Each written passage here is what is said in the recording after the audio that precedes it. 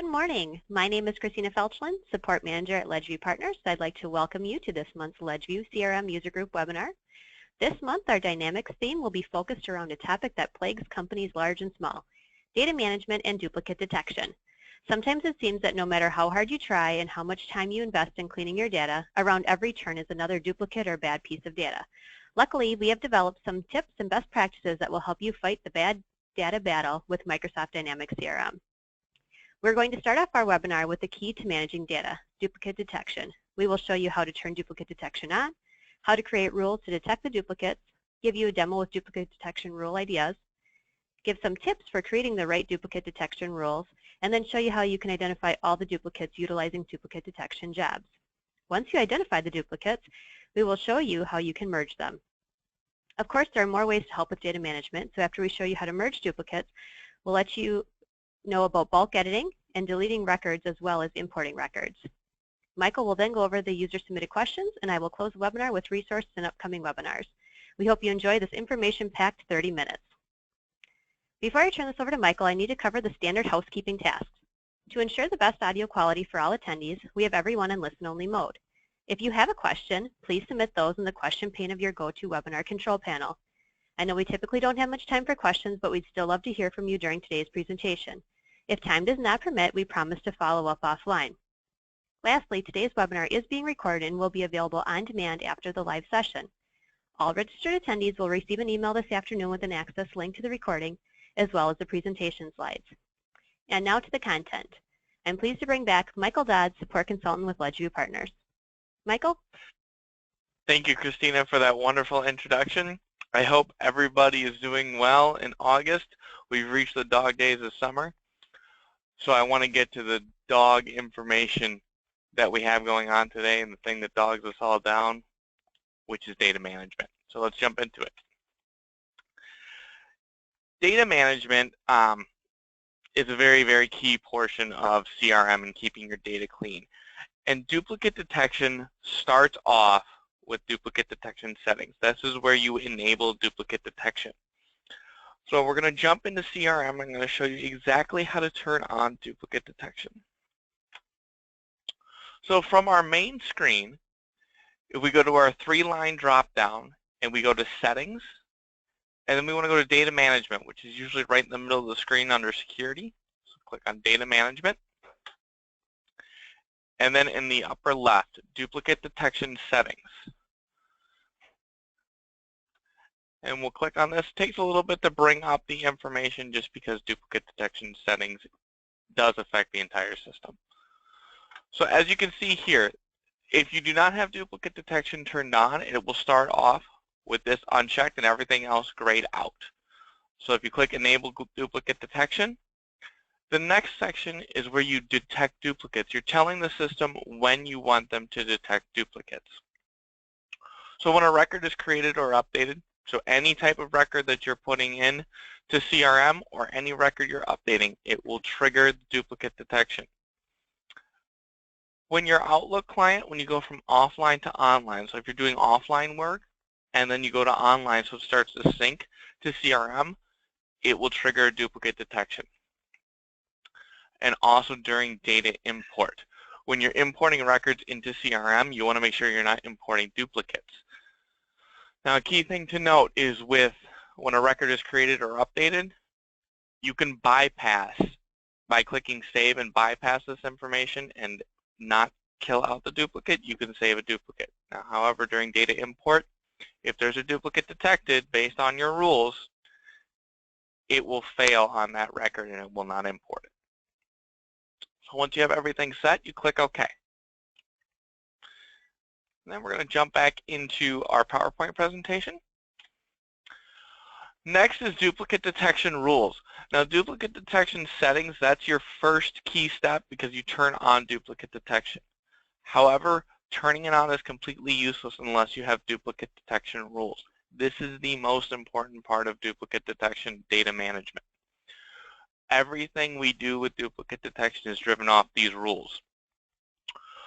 So within the rules, you'll set an entity that you want to look for the duplicate detection in. So accounts, contacts, leads, all those different types of entities. And you can also look at two different fields from two different entities. And we're going to go over that later in our demo that we have today. I'll show you exactly how to set up two different fields for two different entities in terms of setting duplicate detection rules. Once you set your entity that you're looking at, you're going to set the parameters. So what, as a company, do you determine a duplicate? And you're going to set those parameters. For instance, if the company has the same website address, that's a key to you that it's a duplicate. So that would be a parameter that you set. You can also look at case sensitive, uppercase, lowercase. And excluding inactive records or including them, that's very important, because if you want to look at inactive records, if you have an account already out there, instead of creating a new one, you see that there's an inactive record that's a duplicate, you can just reactivate that record instead of creating a whole new record. And then setting multiple criteria for one rule. And during our demo, I'm going to show you all these different items. So for our demonstration today, we're going to create 3 different rules for the duplicate detection rule. We're going to jump back into CRM, and we're going to go to duplicate detection rules. So we're still under data management. Click on duplicate detection rules. And this takes a minute to bring up because it's showing all the different duplicate detection rules that you've already set up, and then gives you the different options to publish, create new ones.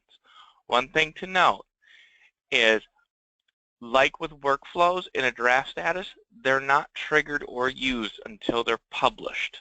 So anything you see unpublished is a created rule, but it's not being utilized. So to create a new rule, we click on New.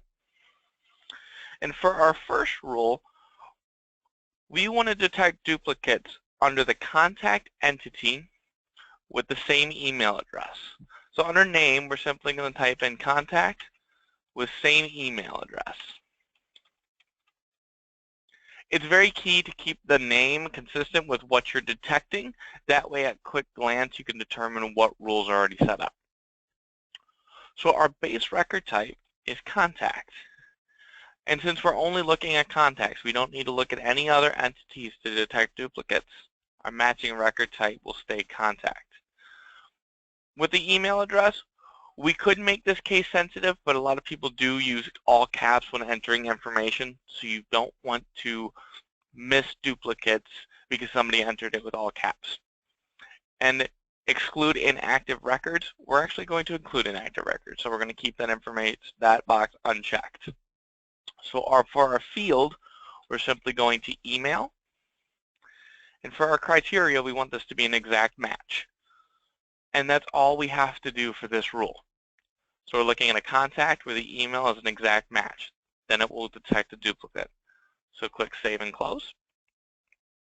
For our next rule, we're looking at account names. This is going to be our first multiple parameter detection rule. We're looking at account names with the same first 5 letters and the same business address. So account name with first 5 letters and same business address. That's going to be our name. Our record type that we're looking at is account, and same thing with matching. We're still only looking at accounts. So for fields, we go to account name, and our criteria, same first characters. Now, as we stated in our scenario here, we're looking at the first 5 letters. So same first characters, number of characters will be 5. Now for an address, key thing to keep in mind is address includes street 1, so exact match. If you have multiple streets, you can do street 2 and 3. And then it's city, so exact match for city. Your state, exact match. And your zip code, exact match. So you want to make sure you have all of these set for address because they're all included. They're all different fields. So once you have that set, click Save and Close. Now for our last rule and our most complex rule, we're going to look at leads as our base entity, but we're going to look at the contact record to compare them against. And the reason why this is so important is because with leads, they qualify into an account, contact, and opportunity. So that lead name is generating a contact. So for our name, it will be lead with same name and email address as a contact. So our base record type will be lead, and our matching record type will be contact. So this will be the main difference here. So now you can see our fields have changed slightly. We have a base record field, which will be lead, and our matching record field, which will be contact. So in base, we can choose everything from the lead form, any fields that are in that lead form. So in this case, we're going to go with first name, last name, and email address. And then for our matching record field, which will be contact, we want it to match the first name. So first name lead, first name contact. Same thing with last name. And then same thing with email address. And for all of these, we want to go with an exact match. So that's how we set up a lead to look to contact records to see if there are any leads that have already been qualified into contacts with the same name and email address. Once we're done, we click Save and Close. Now all of our rules are set up. And one thing to note is once we've saved them, before we move on, we want to make sure we publish them. So we click on account name and address, contact with same email address, and then lead with name and email as contact.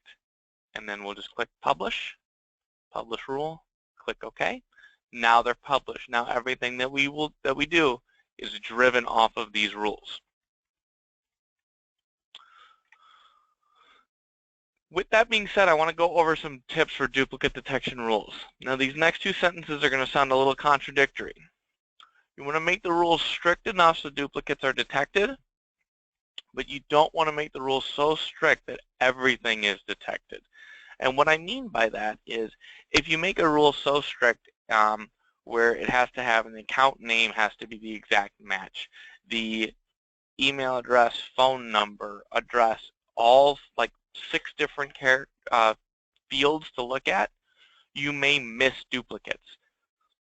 But if you make it so strict, so relaxed that you're only looking at, say, the first letter of the account name, so an A, you're going to come back with thousands of accounts that match that. And that's because most accounts start with A or B if you decide to go with that letter. So that's why you want to make them strict enough that the duplicates are detected, but not so strict that you detect everything. Utilize 2 conditions. So like we did with account name, you want to look at the account name and the business address, or the same last name as a contact and same email address. Utilizing 2 conditions can help you get to the root of the duplicate and make sure you're actually detecting duplicates and not just someone with the same last name. Look at case sensitive and including inactive records. As I talked about before, inactive records, if you already have an account out there that's been deactivated and they started buying from you again, if you detect inactive records, you will know that you already have an account out there with a history. Just reactivate that record instead of creating a whole new account. Looking at case sensitive, this can be important if you know in your business certain items are put with all capital letters, you want to make sure you utilize case sensitive in that area. Set up rules to look at other entities, especially with leads. Anything that has a relationship where it's creating new records off of it, like a lead to an account, contact, or opportunity, that's very important. And one key thing to note is you can only have 5 duplicate detection rules per base entity. So that base entity of lead or account, you can only have 5 duplicate detection rules. Anything over that, you'll get a business error. The next piece that I want to focus on is duplicate detection jobs. Duplicate detection jobs, they help you locate the duplicates that are already in CRM. So you're not preventing data from coming in. You're finding data that exists as duplicates, and then you're utilizing the features of the job to merge them. It utilizes advanced fine filtering to narrow down the data. So if you know that you turn on duplicate detection rules in August, so anything before August 1st could have duplicates. So for accounts, you look at everything created prior to August 1st. That way you're finding only duplicates that would have been created before the duplicate detection rules were in place. Now keep in mind, duplicate detection jobs can only be run on an entity you have a duplicate detection rule set up for. Say I created one for an account, a contact, and a lead. So if I wanted to run a duplicate detection job on an opportunity, I wouldn't be able to do that until I created a rule for opportunities. And duplicate detection job utilizes those published duplicate detection rules to locate those duplicates. Next, we're going to go into merge. So that's the duplicate detection portion of it. So there are a couple different ways to merge records. A view, so in your opportunity view, open opportunities. You can merge records from there. Running in an advanced find, you can merge two records there. And also within the duplicate detection job that we just talked about, you can merge records from there. Now we're going to jump back into CRM, and I'm going to show you how to merge two duplicates from a view. So from our main drop-down, I'm going to go to Sales and Accounts. And as you can see here, I have two Alpine Ski House accounts, so I want to merge these records. Now, as you can see in the upper ribbon, here's Merge.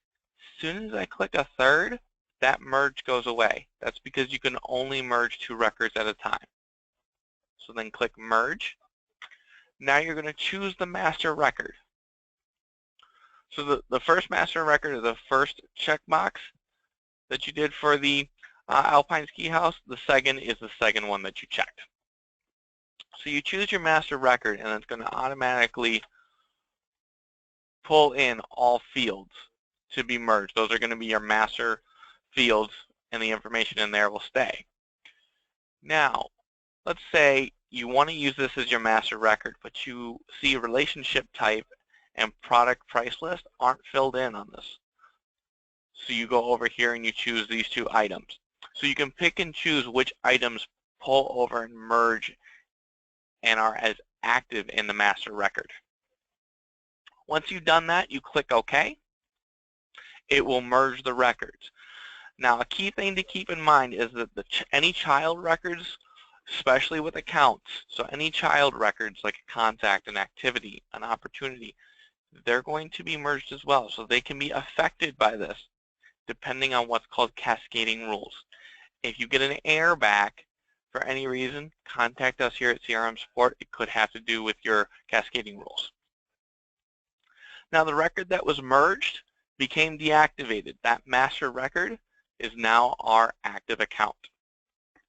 So merge is a really cool item to merge two records together and not lose the history or not lose the information, because you're picking and choosing what goes on to the active account, the master record. Next, we're going to touch on an advanced find data management. Now this slide may look familiar to a lot of you. Advanced find has a lot of great capabilities once you run the results. And a lot of those have to do with data management. So for example, you can bulk edit through an Excel spreadsheet. So you can export those records that you found in an advanced find, make your adjustments, import those records, and those changes will take effect. Now, if you have, say, 20, 30 records that you want to make the same adjustment to, so these should be marked as a relationship type as a customer, let's say, and they were marked as a prospect. You can make that same edit to all those records at the same time. Let's say Christina is leaving the company and we need to reassign her records to another salesperson. You can pull in all the records that she owns and bulk assign them to a different user. You can add pick and choose different records to add to a marketing list. The reason why I put this under data management is because marketing list is another tool that can be used to keep data clean and send emails out. You can also deactivate and activate records. So if you know any accounts that were created before a certain date need to be deactivated, you can create an advanced find for that filtering criteria and then deactivate all those records. You can bulk share records, you can bulk delete records, and then based off an advanced find, you can run workflows off of specific records that show up in that advanced find. You can run the workflow for all of those to possibly update specific information in them or to do any items that you set the workflow up to do. Now the next item I want to touch on is quick ways to update records. So this is within a view. So one thing to note is assign, sharing records, edit, activate, and delete. All of those function the same way as an advanced find when you're in a view. You can check mark the items you'd like to perform this action for, click the assign or share button, and it's going to perform that action for you. Some unique items is if you're in leads, you can click 5 different leads and qualify or disqualify them. So instead of going into each record and qualifying them or disqualifying them, you can do it right from the view screen. You can detect duplicates.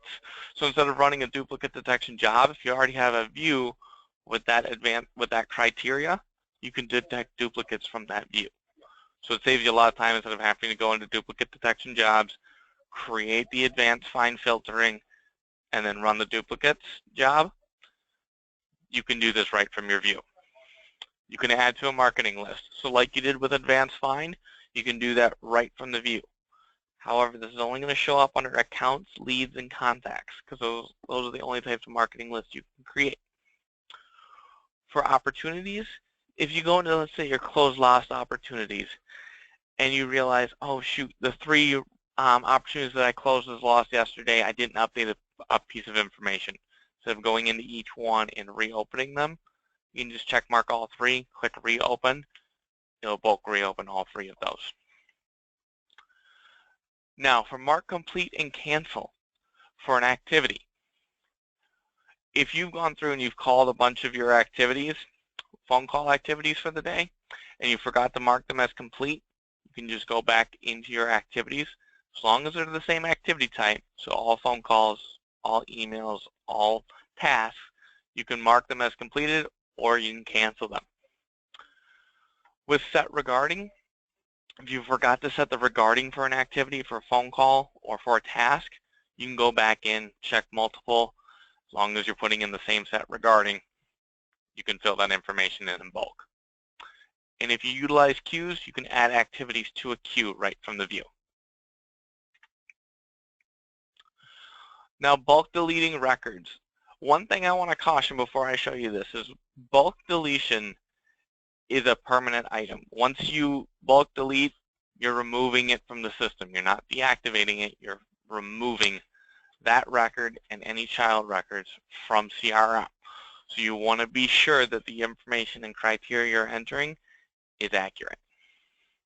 So let's jump into CRM, and I'll show you exactly how to run a bulk delete job. So if we go back to settings, data management, and go bulk record deletion. In here, we'll click on new. And once this comes up, it comes up as a wizard. So you'll click on next.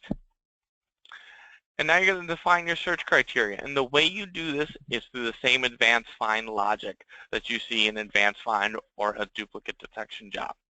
You'll set what you're looking for. So in this case, accounts. If I want to look for all accounts that were created yesterday, because I know all the ones that were created yesterday I need to get rid of. They were accidentally put into the system. So created on yesterday, and they were created by me. So created by equals current user. So you set your criteria.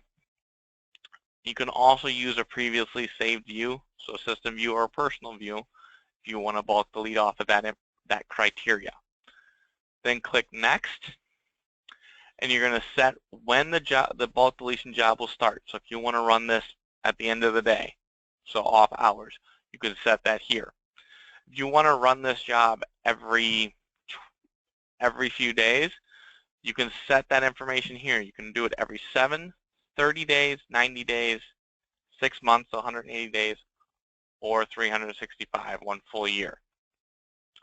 And then when the job is complete, you can send an email to yourself and then also notify anyone else that you'd like to notify, as long as their user is set up in CRM. And then you'll click Next,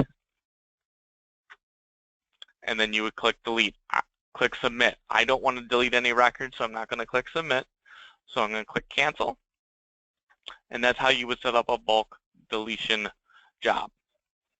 So we're going to go back into our PowerPoint presentation.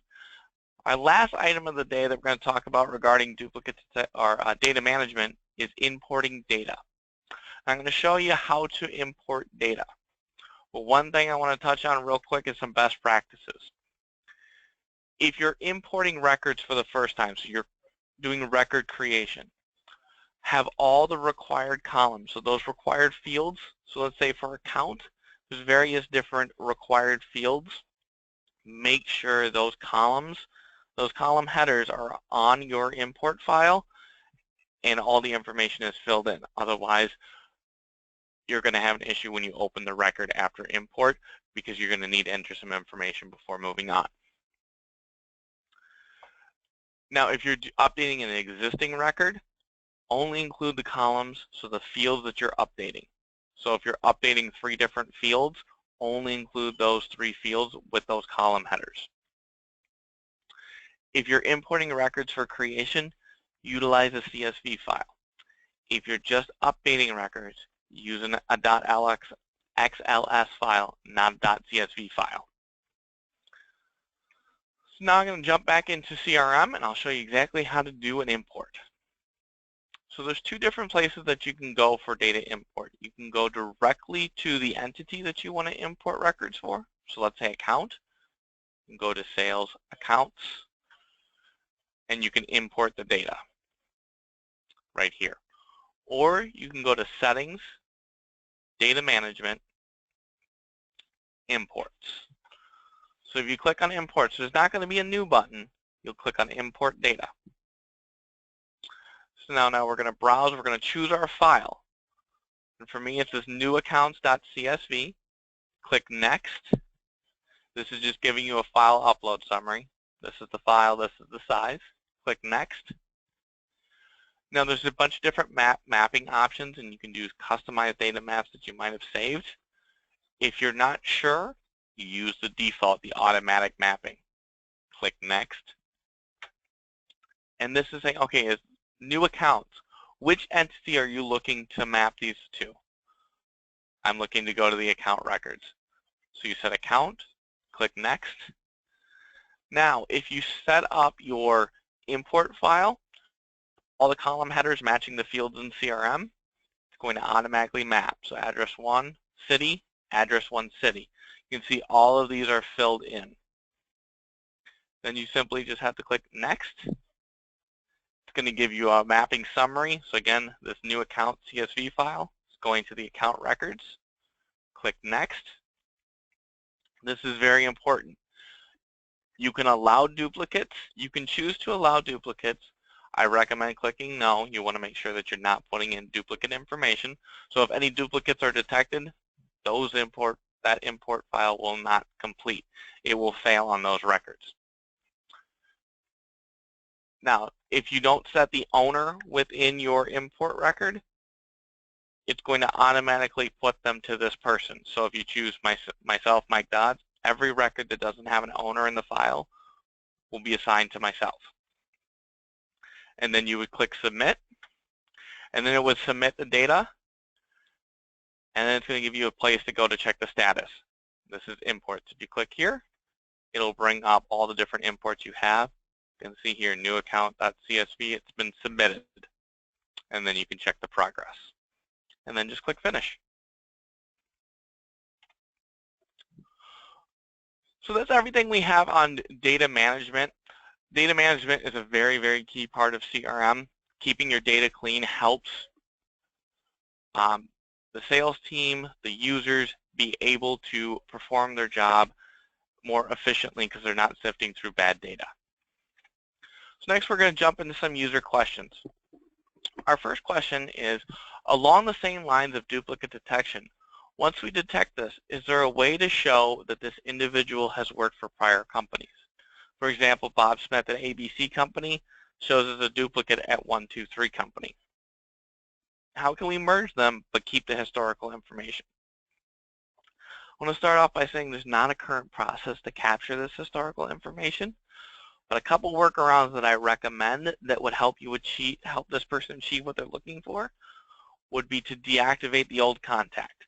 So the company that they used to work for, that contact record, I recommend deactivating it. That way the historical information for that contact and the company that they used to work for stays intact.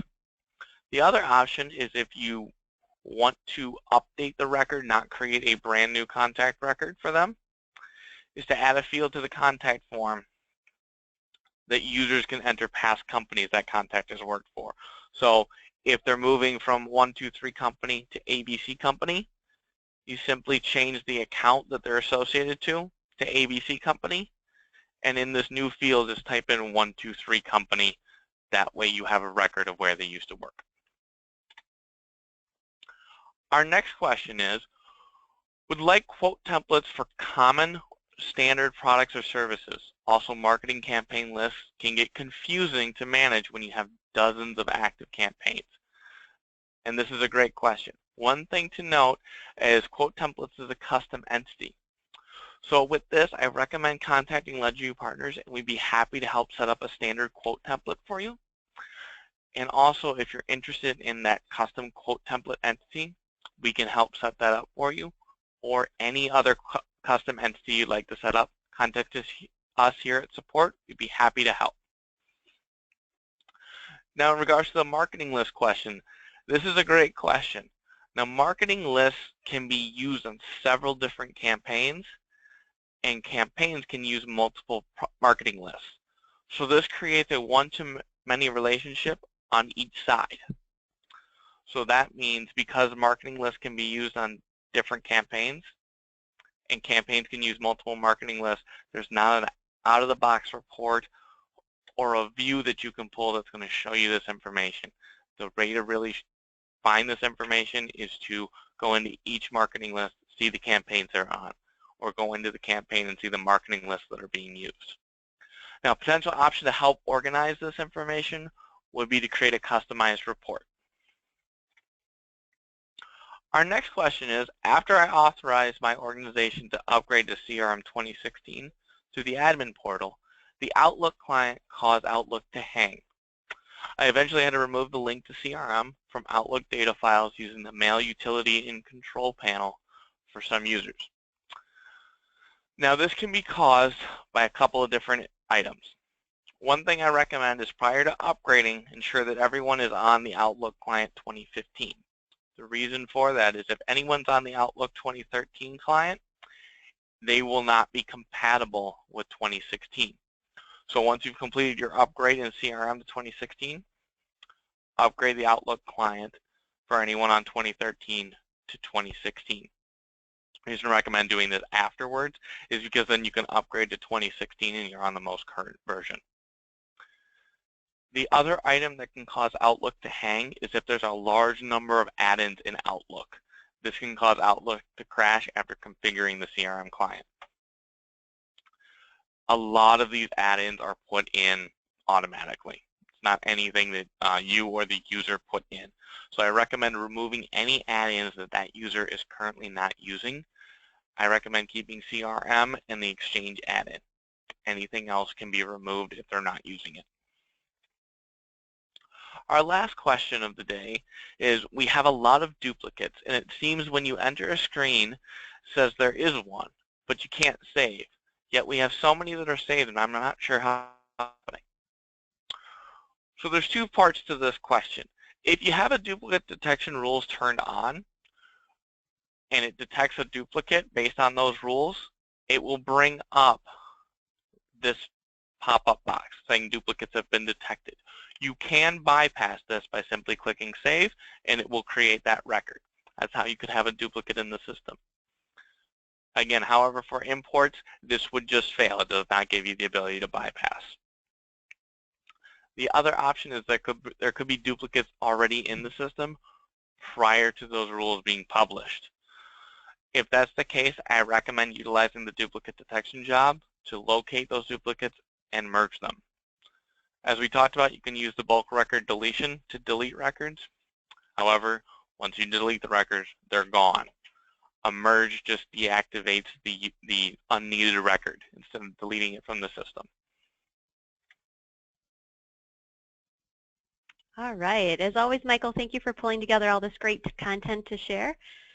As always, we are over time. Our apologies. I'm going to quickly breeze through these following slides. Reminder that we have all the previous user group webinars in our on-demand library. If you want to implement something we discussed in a previous webinar but can't remember exactly what we showed you, you can visit the link in the email you received from me this afternoon, and it'll take you to the user group library. Another great resource is our Ledgeview support team. If you run into an error, have a question or issue, feel free to reach out to the support team, and we will help you out through your ad hoc or comprehensive support agreement. Our next CRM user group meeting will be Tuesday, September 20th. We've gone through a lot of different topics over the last 9 months of webinars, but we've received a lot of interest about advanced fines, so we're going to bring back this topic again. We will touch on the basic levels, and then we'll dive a little deeper into the advanced topics. On Wednesday, September 21st, we have the Automating Field Service through Work Orders and Mobile. And on Thursday, September 22nd, join us for Driving Sales with Targeted Lead Nurturing Strategies. As always, you can register by visiting ledgeviewpartners.com, click on News and Events, and scroll to the upcoming webinars section. On behalf of Michael and I and all of us at Ledgeview Partners, we want to thank you for spending time with us today. We hope you enjoy the remaining last few weeks of summer.